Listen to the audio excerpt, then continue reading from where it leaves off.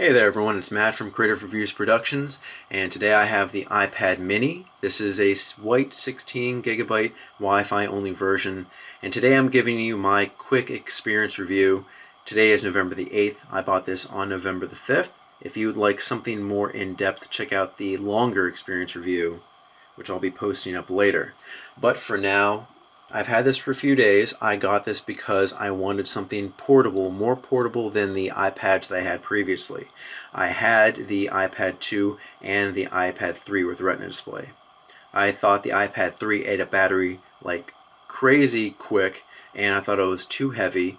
And the iPad 2, I thought the resolution was not good enough, and that was it. I mean, it was a little bit lighter, so I was happier with it. Both of them had 3G and 4G. The 32 gigabyte one, iPad 2, had AT&T's 3G, and the iPad 3 64 gigabyte had Verizon's 4G. So without it, if you're downgrading from that to this, or upgrading, however you want to call it, having only Wi-Fi, it does hurt. It restricts applications like Groupon, which need to pull up internet data to get your codes on when you want to use them someplace, and maps, because you can't search for a place when you're outside, doing whatever, to search for navigation, to navigate to a place. Things that it is good for: watching videos, checking out internet when you have Wi-Fi around you, and the Wi-Fi is pretty good on here. It's really snappy. Here we have TMZ being pulled up. And there we go. It's really quick. I like it. Let's talk about the resolution. I've had a few days to see the resolution. Right now I'm behind the camera, and here we go. I can see pixels. Coming down from a Retina display iPad, I guess I've been spoiled with the quality, but this is not as good of quality as it was previously. It's much better than the iPad 2, but not on par with the Retina display. Even though I heard it didn't have a Retina display, I'd take a look for this myself, or yourself, to see if you can deal with the downgrade in resolution. The processor is also an A5. Everything still is snappy.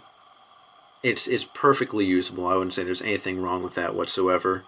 The battery life is pretty good too. We're right now at 42%. I've had the screen on for a while here. I started using this at 10 a.m. It is now 5:28, and I've been using it for watching streaming video on the ABC player, iHeartRadio, while I read. I have the Kindle application, other applications on here. So I've been surfing the internet too, and it is at 41%. I think that's usable, and I think it'll be usable throughout the day until I charge it at night, when I go to bed. Battery life, I'd say it's very good, and I think that's one of the reasons why the resolution was so down on this. A Retina display and faster processor would eat up the battery a lot faster. Also, these parts are cheaper, so it pushes that price tag down to $330. I believe that Apple couldn't charge that much if they hadn't a super fast processor and Retina display on there. So just expect better options in future generations of this. But for right now, it does everything that I want. 16 gigabytes is a little bit small. I know that's the introductory storage capacity, and that's probably what a lot of people will be buying because it's $330 in price. I would really suggest getting 32 or 64 gigabytes. It allows you to take a lot of videos with this because it does have a nice camera. It has a 5 megapixel camera, and that can also take 1080p video. It has a good HD front-facing camera. That's me. And it can take good pictures up here on the front, just in case you want to do something with Instagram or record videos yourself for any reason. You'll be wanting to do a lot of that, so I get a higher storage capacity. For myself, I use iMovie because I do a lot of videos for Creative Reviews Productions and other things, and that'll take up a lot of storage. But for right now, I do have a lot of applications on there. Games are what will really kill your storage space, and HD movies. Right now I have 2 gigabytes of music.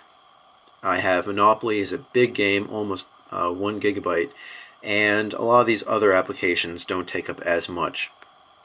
I have a lot of applications, as you can see here. I would put more on, but I'm consolidating and limiting myself. And I think it's fine. I think this is a great device right now for checking your mail, going on the internet, downloading a Groupon, watching a video, or listening to music, or just sitting at Starbucks, which has Wi-Fi, and doing all of the above. I would honestly, though, if you want to have your internet and all that everywhere, get the 4G version from Verizon, at&t, or Sprint. Of course, that is another $130 on top of each tier, so just think about that accordingly. Right now, I'd say it's a pretty balanced device.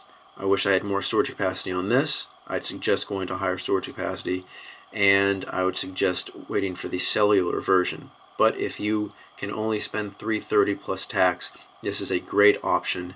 The screen is very good, very passable.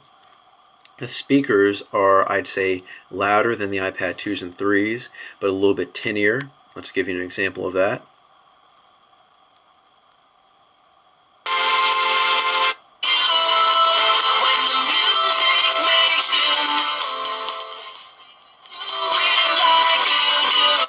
Very passable too. You can just plug in headphones if you don't like that, but I think it sounds great, especially since I have a laptop with less than great speakers. But it has good storage capacity, so I definitely suggest getting the iPad mini 16 gigabyte Wi-Fi only version.